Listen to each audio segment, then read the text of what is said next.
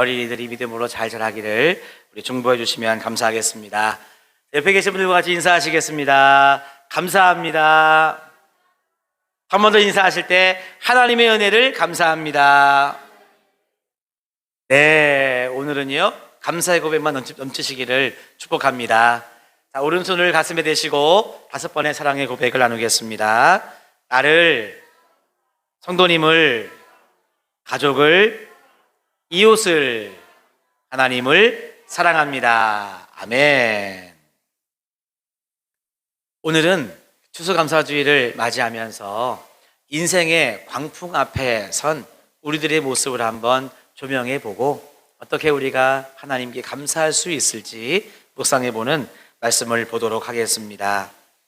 이 바운스백이라고 하는 책이 있는데요, 그 책에 보면 이런 질문을 하고 있습니다.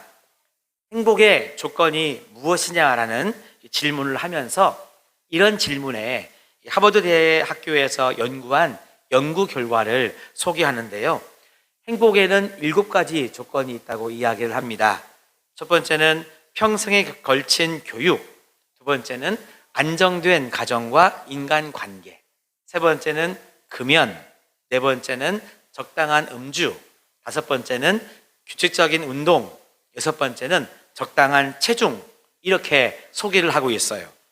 성도님들은 이 6가지 중에 여러분들에게 해당되는 행복의 조건이 몇 가지나 있습니까? 하나, 둘, 셋, 넷 막 나오네요. 네. 여러 가지가 있으시죠? 6가지가 다 해당될 수 있겠습니다만은 저도 여기에 다 해당되는데 한 가지 문제가 있습니다. 체중의 문제가 있습니다. 지금 저의 체중에서 5%만 빼면 저 아마 날아다닐 것 같은데, 제가 앞으로 새해에는요 저의 지금의 체중에서 5% 감량을 한번 결단하고 운동을 좀 해보려고 합니다. 하지만 여러분, 6가지가 다 중요한데 이 책에서는 가장 중요한 7번째를 이야기하고 있습니다. 그것이 뭐냐 하면요, 고통에 대응하는 성숙한 메커니즘이 행복의 마지막 조건이자 가장 중요한 조건이라고 소개하고 있습니다. 다시 말하면 고통이나 고난이 다가왔을 때 그것에 대하여 내가 어떻게 대응하느냐 하는 것이 행복과 불행을 갈라놓더라 하는 것입니다. 그래서 이 책은 고통에 대응하는 성숙한 메커니즘이 무엇인가를 이야기하는 그런 책입니다. 저는요, 저 책도 참 중요한데 주시는 하나님의 말씀인 성경을 통해서 그 고통에 대응하는 성숙한 메커니즘이 무엇인지, 하나님은 우리들에게 무엇이라고 말씀하시는지를 살펴보도록 하겠습니다. 우리가 읽었던 사도행전 27장 본문의 배경은요, 사도 바울이 열심히 복음을 전했습니다. 복음을 전하다가 잡혔어요. 그래서 재판을 받기 위해서 배를 타고 로마를 향해 가고 있는 그런 상황이 담겨진 말씀입니다. 저는 사도행전 27장의 말씀을 읽다가 우리 인생을 향한 정확한 묘사의 본문을 보게 되었습니다. 본문의 13절 말씀에 보면은요, 남풍이 순하게 불매 그들이 뜻을 이룬 줄 알고 닷을 감아 그르되 해변을 끼고 항해하더니 그랬습니다. 분명 말씀에 보면 순풍이 불어서 배를 출항시켰다고 말씀에 나와 있네요. 그런데 몇 절 뒤도 아니고요, 바로 그 다음 절 14절의 말씀에 보면 이런 상황이 펼쳐지고 있습니다. 얼마 안 돼요. 섬 가운데로부터 유라굴로라는 광풍이 크게 일어났더라. 여러분, 남풍이 순하게 불어서 믿고 배를 출항시켰는데 얼마 되지 않아서 상상할 수 없는 광풍이 몰아쳤습니다. 그 광풍이 얼마나 심한지 18절부터 20절까지의 말씀에 보니까 이렇게 묘사하고 있어요. 제가 한번 세 번역의 말씀으로 읽어드리겠습니다. 우리는 폭풍에 몹시 시달리고 있었는데 다음날 선원들은 짐을 바다에 내던졌고 사흘째 날에는 자기네들 손으로 배의 장비마저 내버렸다. 일어날 동안에도 별도 보이지 않고 거센 바람만이 심하게 불었으므로 우리는 살아남으리라는 희망을 점점 잃었다. 여러분, 이게 무엇인가? 저는 이것이 바로 우리들의 인생이라고 생각이 들었습니다.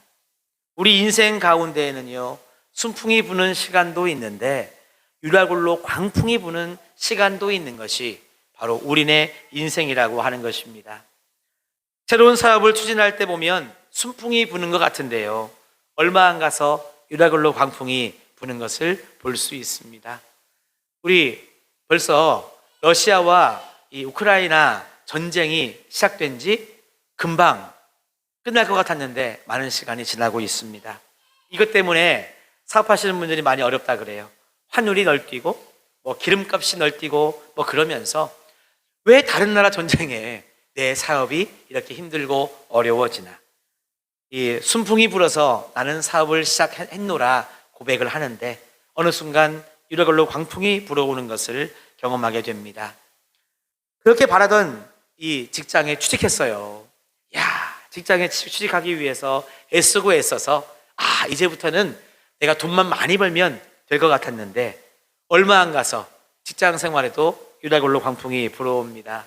다 천사같이 보였던 직장 상사, 감당할 수 있을 것 같았던 직장의 일들이 웬일입니까?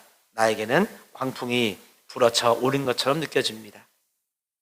이 자리에 보니까 결혼하신 분들이 절대 다수이십니다. 여러분, 사랑해서 결혼하셨죠? 아이들이 대답해 주네요. 서랑 유준이가. 그래서 여러분, 결혼 생활도 순풍인 줄 알았습니다. 꿀만 뚝뚝 떨어지는 그런 결혼 생활일 줄 알았는데 얼마 안 가서 유라굴로 광풍이 불어오면서 서로가 서로에게 상처 주는 일들이 얼마나 많이 생기는지, 결혼 생활 또한 그렇게 여러분 순풍만 불어오는 것은 아니라는 것을 우리가 경험하고 있습니다.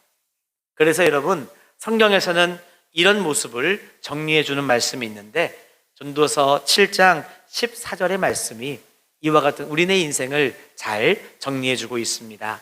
우리 한번 이 말씀을 같이 읽어보실까요? 형통한 날에는 기뻐하고 곤고한 날에는 되돌아보아라. 이 두 가지를 하나님이 병행하게 하사 사람이 그의 장래일을 능히 헤아려 알지 못하게 하셨느니라. 아멘. 그렇습니다. 이렇게 순풍과 광풍이 병행해서 나타나는 것이 바로 우리네 인생입니다. 이 인생에는 어느 누구도 예외가 없다는 것이죠. 그러므로 행복한 삶을 살기 위해서는 순풍 때는 그냥 감사하면 되는데 광풍 때 어떻게 대할 것이냐가 너무나 중요합니다. 그게 무엇이냐 하면 이 바운스라고 하는 책에서 말하는 고통에 대응하는 성숙한 메커니즘이 무엇이냐 하는 이야기가 되겠습니다. 자, 그래서 말씀에 들어가기에 앞서서 제가 성도님들께 한번 질문해 보겠습니다. 여러분들은 이 고통에 대응하는 성숙한 메커니즘을요, 어떻게 가질 수 있다고 생각하십니까? 타고나는 것입니까? 타고나서 그냥 어떤 고통과 환난이 다가와도 나는 능히 이겨낼 수 있어서 오늘까지 걸어오셨습니까? 아니면 훈련과 하나님 주시는 지혜를 통해서 이겨내 오셨습니까? 저는 분명 타고나는 것은 아니라고 생각을 하고요, 하나님께서 나를 훈련시키시고 하늘의 지혜를 주실 때 그것을 우리는 깨닫고 오늘까지 걸어왔다고 믿습니다. 이것을 한번 정리하면서 감사의 찬송을 올려드려 보겠습니다. 19절의 말씀부터 20절의 말씀을요, 세번역의 말씀으로 한번 보겠는데 여러분들은 눈으로 한번 보시기를 바랍니다. 사흘째 날에는 자기네들 손으로 배의 장비마저 버렸다. 여러 날 동안에도 별도 보이지 않고 거센 바람만이 심하게 불었으므로 우리는 살아남으리라는 희망을 점점 잃었다. 자, 무슨 말이냐면 광풍이 분 지 사흘째까지만 해도 사람들은요 희망이 없었다는 말입니다. 그런데 반전이 일어났습니다. 27절과 29절의 말씀을 한번 읽어드려 보겠습니다. 열 나흘째 되는 날 밤에, 사흘부터 열 나흘째니까 시간이 좀 흘렀습니다마는 반전이 일어났어요. 열 나흘째 되는 날 밤에 우리가 아드리아 바다에서 이리저리 쫓겨가다가 자정쯤 되어 사공들이 어느 육지에 가까워주는 줄을 짐작하고 그 다음 절 암초에 걸릴까 하여 고물로 닷 넷을 내리고 날이 새기를 고대하니라. 이렇게 여러분 말씀이 나오고 있습니다. 특별히 29절 마지막에 날이 새기를 고대하니라 라는 말씀을요, NIV 영어 성경으로 보면 Prayed for Daylight라고 말씀하고 있습니다. 무슨 말이냐면요, 광풍이 열 나흘째 계속 부는 상황 가운데 지금 기도하고 있다는 것을 알려주는 것입니다. 우리는 고대했다고 하면 기도한다고 잘 생각이 안 들 수 있는데 영어 성경에는 분명히 기도하고 있다고 여러분 표현되고 있습니다. 지금 살 수 있다고 사흘째만 해도 아이고 이러다가 우리 다 죽겠네, 점점 살 희망이 적어지고 있었는데 열 나흘째가 되었을 때 기도하면서 여러분 희망을 품게 되었다는 것입니다. 자, 이렇게 희망을 품게 된 상황, 사실은요 여러분 쉽게 가질 수 없는 상황인데 그들은 분명 없던 희망이 생겨서 밤새 하나님께 기도했고 뭔가 도전하는 의욕이 다시 살아났습니다. 그래서 결국 그들은요 44절에 보면 마침내 사람들이 다 상륙하여 구조되었다는 해피엔딩으로 지금 이와 같은 인생의 역경이 극복되고 있거든요. 그러면 여러분 어떻게 이럴 수 있었을까? 사흘째만 해도 다 죽는다 희망이 없었는데 열 나흘째 되었을 때 희망이 생겨 기도하고 실제로 이렇게 구원함을 받은 이런 은혜가 어디에서 왔을까? 여러분 23절부터 26절까지의 말씀에 그 답이 나와 있습니다. 우리 23절부터 26절까지의 말씀을요 저와 여러분이 한 절씩 한번 교독으로 우리 말씀을 보도록 하겠습니다. 내가 속한 바 곧 내가 섬기는 하나님의 사자가 어젯밤에 내 곁에 서서 말하되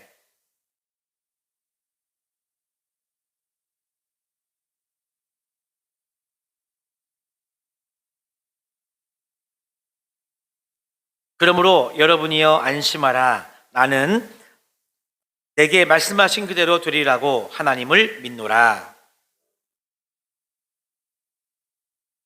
하더라. 아멘. 여러분 희망을 잃었던 상황 속에서 희망을 갖게 된 상황은요 한 사건 때문이었습니다. 그것이 무엇이냐? 저를 따라 합시다. 하나님과의 만남. 할렐루야. 그렇습니다. 다른 사건은요 성경에 나와 있지 않습니다. 이렇게 유라굴로 광풍을 만나서 다 죽었구나 했을 때에 다시금 기도하고 희망을 가지게 된 것은 바로 하나님과의 만남이 있었기 때문입니다.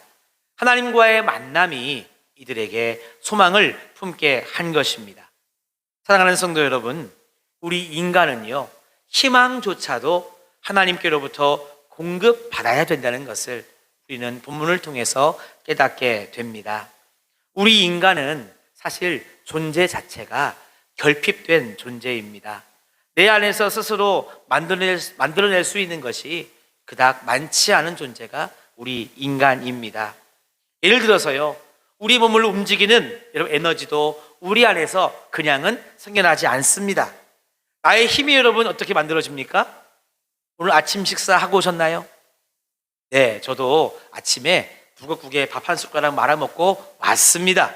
그러니 이렇게 여러분 힘을 내서 설교를 할 수 있는 것이죠. 다시 말하면 우리는 음식으로부터 섭취하는 그것이 나로 하여금 힘을 내게 하는 것입니다. 다시 말하면 공급을 받아야 된다는 것이죠. 아침, 점심, 저녁 그리고 할 수 있으면 간식까지도 먹는다면 아마 여러분 힘을 내서 일도 하고 우리의 삶을 살아갈 수 있을 것입니다. 음식을 먹지 않으면 우리는 결국 죽기 때문에 살기 위해서는요 죽을 때까지 먹어야 되는 존재죠. 제시도 여러분 마찬가지입니다. 우리가 태어날 때 지금 정도의 여러분들의 지식을 가지고 태어났나요? 그렇지 않습니다. 학교에서, 가정에서, 교회에서 사람과의 관계 속에서 우리는 지식을 배우고 습득하면서 오늘까지 걸어왔습니다. 그래서 여러분, 우리는 죽을 때까지 겸손히 공부하고 훈련을 받아야 될 그런 존재입니다. 저도요, 그래서 신학대학을 졸업했다고 해서 끝나지 않고 제가 기회가 되고 또 저에게 뭔가 필요하다고 여겨지는 그런 것이 있으면 하루가 됐든 아니면 몇 박 며칠이 됐든 아니면 한 달에 한 번씩 1년이 됐든 그런 배움의 시간을 계속해서 가지고자 노력하고 있습니다. 영적인 능력도 여러분 마찬가지입니다. 우리 안에는 스스로 영적인 은혜를 만들어내는 장치가 없습니다. 은혜를 저장할 수 있는 곳도 부족합니다. 그래서 여러분, 한번 은혜 받은 것을 저장해 놓고 오랫동안 조금씩 쓰면서 살 수 없다는 거예요. 따라합시다. 은혜도 매일매일 계속 공급받아야 된다. 맞아요, 여러분. 지난주 주일 예배 때 은혜 받았다고 앞으로 10년은 만사 오케이 이런 거 없습니다. 다시금 오늘 예배를 통해서 은혜를 받아야 되고 다음 주일 예배 때도 은혜 받기를 사모해야만 여러분 우리는 은혜 충만함 속에서 살아갈 수 있는 것입니다.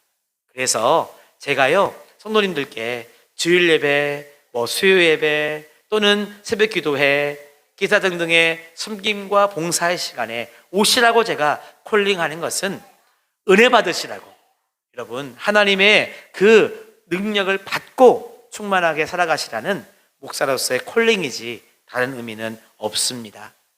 고통의 문제를 이야기해 볼까요? 고통을 이길 힘도 마찬가지입니다. 고통을 이길 힘도 내 안에는 여러분 없습니다. 타고나는 것도 아니고 다른 것을 통해서 얻을 수 없습니다. 따라합시다. 하나님과의 만남을 통해서,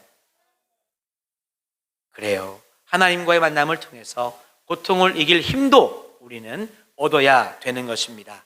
저는 그래서 이것을 임파워링이라고 말씀을 드립니다. 하나님으로부터 살아갈 수 있는 힘과 열정도 공급받고 고통과 환난, 어려움을 넉넉히 대항하고 이겨낼 수 있는 힘도 여러분 하나님께로부터 공급을 받아야 되기 때문에 우리는 날마다 하나님으로부터 임파워링을 받아야 된다, 공급받아야 된다는 말씀을 저는 드리고 싶은 겁니다. 저는 이것이 저의 생각이 아니라 오늘 주시는 하나님 말씀의 진리이기 때문에 저는 선포하는 것입니다. 희망이 없었는데 어떻게 희망이 생겼냐? 바로 하나님을 만나 바울이 여러분 희망을 공급받았기 때문입니다. 그래서 여러분 희망을 이렇게 공급받으면, 하나님께로부터 고통을 이길 수 있는 힘을 공급받으면 우리들의 삶에는 어떠한 변화가 일어나는가? 따라합시다. 첫 번째입니다. 하나님께서 우리의 두려움을 제거해 주신다. 맞습니다. 우리가 이렇게 올 한 해 동안 받은 하나님의 은혜를 돌아보면 내 안에 있는 두려움이 다 사라진 하나님의 은혜를 고백할 수 있습니다. 바로 두려움이 제거되는 것입니다. 24절 말씀에 보니까 바울아 두려워하지 말라, 내가 가이사 앞에 서야 하겠고 또 하나님께서 너와 함께 항해하는 자를 다 내게 주셨다 하였으니. 여러분 상황도 상황이지만 더 큰 것은 우리들의 마음이 문제입니다. 사람들은요 상황보다도 두려움, 불안과 초조한 마음 때문에 사실은 무너지는 것이 더 큽니다. 그러므로 인생의 위기가 올 때에 우리가 가장 먼저 해야 될 것이 있습니다. 그것은 뭐냐 하면 우리의 마음을 다시 굳건하게 붙잡는 것입니다. 바로 위기 가운데 있는 사람들에게 하나님은 그래서 말씀해 주시는 거예요. 나와의 만남을 통해서 두려워하지 말라는 하나님의 말씀을 주시고 있습니다. 여러분 우리가 하나님께 감사할 수 있는 많은 감사의 제목 가운데 구체적인 것도 하나하나 있지만 이것을 이렇게 모아보니 내 삶의 두려움을 거두어 주신 하나님의 은혜가 얼마나 크고 놀라운지를 고백하지 않을 수 없습니다. 여러분 성경에 있잖아요, 두려워하지 말라라고 하는 말이 몇 번 나오는지 아십니까? 제가 언제 한번 말씀드린 적이 있습니다. 자, 우리 1년이 며칠인가요? 365일 그래서 성경에 보면 두려워하지 말라는 말씀이 365번 나오고 있습니다.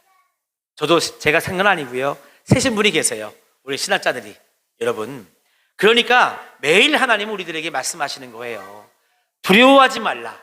걱정하지 말라. 왜냐하면 내가 너를 만나 주겠으니, 내가 너를 만나 나로부터 너에게 희망을 주겠으니, 새 힘을 주겠으니 두려워하지 말라는 것이 하나님의 말씀입니다. 여러분, 하나님을 만나는 우리의 신앙생활은 곧 두려움이 사라지는 감사만 있는 신앙생활이 되는 줄로 믿습니다. 한 가지 더, 하나님을 만나면 하나님께서 우리들에게 어떤 은혜를 주시느냐 따라 하실까요? 감사의 마음을 회복시킨다.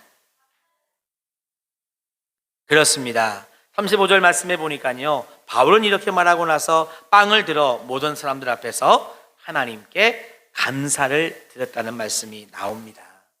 여러분, 하나님을 만나면 감사하는 마음이 생겨나게 되어 있습니다. 두려움이 사라지니 그 우리들의 마음의 자리에는 감사함으로 여러분 채워지는 것입니다. 교회를 목회한다는 것은 상상을 초월하는 일이다. 저는 이렇게 표현하고 싶습니다. 정화교회에서 3년의 시간을 보내면서 저도 우리 크고 작은 여러분 여러 가지의 일들을 경험하면서 오늘 이 시간까지 강단에 서게 되었습니다. 교회를 목회한다는 것은 상상을 초월하는 일이다. 왜냐하면 예상치 못한 감사와 기쁜 일도, 또 예상치 못한 어려움이나 기도 제목도 늘 존재하는 것이 목회의 현장이더라고요. 큰 교회는 큰 교회대로, 작은 교회는 작은 교회대로 여러분 감사와 기쁨의 은혜가 또는 어려움과 기도의 제목이 늘 여러분 공존하고 있습니다. 그런데 이런 문제들을 안고 기도하면은요, 하나님께서는 저를 위로하시고 저에게 힘을 주시는 것을 저는 경험하고 있습니다. 하나님께서 새벽마다 성도님들의 이름을 불러가면서 여러분들의 기도의 제목을 놓고 또 우리 교회를 위해서 기도하다 보면 하나님께서 저에게 이런 마음을 주세요. 성도들의 문제를, 그런 어려움을, 아픔을 내가 해결해 줄 테니 너는 힘을 내라 라는 어떤 위로와 격려를 제가 받는 겁니다.